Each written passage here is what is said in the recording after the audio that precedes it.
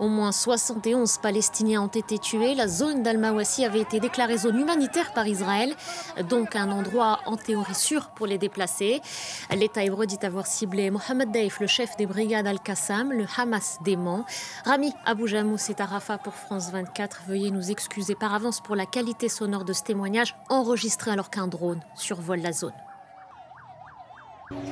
Des centaines de victimes entre blessés et morts suite à ce bombardement. Ce bombardement a eu lieu dans le morassé de Khan Younes. C'est une zone considérée comme une zone sécuritaire et humanitaire de la part de l'armée israélienne. Ils ont demandé à tout le monde, même ceux qui étaient dans la bande de Gaza, de se déplacer dans cet endroit-là. Comme quoi c'est un endroit sûr où il n'y aura pas de bombardement. Malheureusement, ce n'était pas le cas.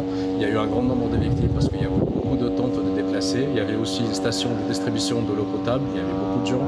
Il y avait aussi un endroit de distribution de la nourriture. Et c'est pour ça qu'il y a eu un grand nombre de victimes. Le problème, c'est que la majorité des victimes ou des blessés, ils se sont transférés vers les hôpitaux, l'hôpital Nasser, les hôpitaux de campagne. Malheureusement, ces hôpitaux, ils sont presque hors service. Et c'est pour ça, à se recevoir un tant nombre de blessés dans le même instant, ils ne peuvent pas les accueillir tous. C'est pour ça que ça a augmenté le nombre de morts. Et ça a continué jusqu'à présent parce qu'il y a beaucoup de victimes qui sont toujours sur les décombres.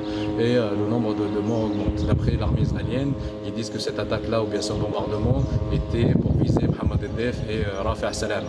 Mohamed Deif est considéré comme le chef d'état-major de la branche armée du Hamas et Rafah Salama est considéré comme son adjoint ou le proche de Mohamed Deif.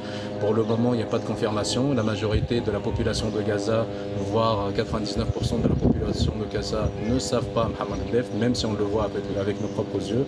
Donc les sources médicales, pour le moment, ils n'ont pas confirmé l'assassinat.